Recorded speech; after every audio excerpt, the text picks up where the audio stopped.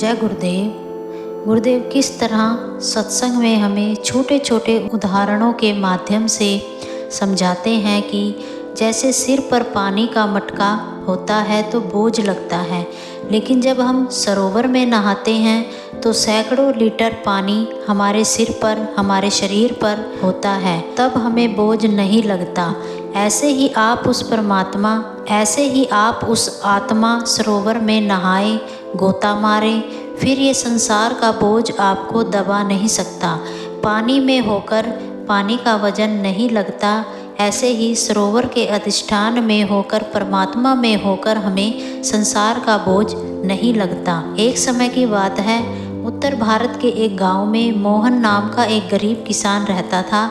वह हर वर्ष सावन में कावड़ लेकर बाबा भोलेनाथ के दर्शन के लिए हरिद्वार जाया करता। उसके कंधे पर पानी की कावड़ होती थी, लेकिन उसका चेहरा हमेशा शांत और प्रसन्न रहता। गांव के लोग अक्सर हैरान होते, क्योंकि बाकी कावड़िए थक कर बैठ जाते थे, पर मोहन नाचते नाचते चलता था।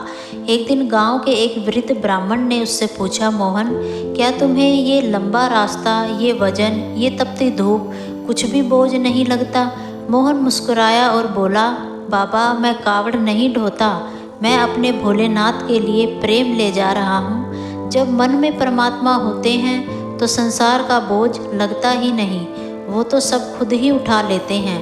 ब्राह्मण ने फिर पूछा, अगर यही बात सच है तो बाकी लोग थक क्यों जाते हैं? मोहन ने उत्तर दिया, क्योंकि कई लोग यात्रा तो करते हैं पर मन कहीं और होता है, कोई दिखावे में, कोई गिनती में, कोई फल की आशा में। लेकिन जब मन भक्ति में और परमात्मा में डूबा हो तो शरीर थकता नहीं, आत्मा नाचती है। उस दिन के बाद ब्राह्मण ने भी मन से भक्ति करना शुरू किया।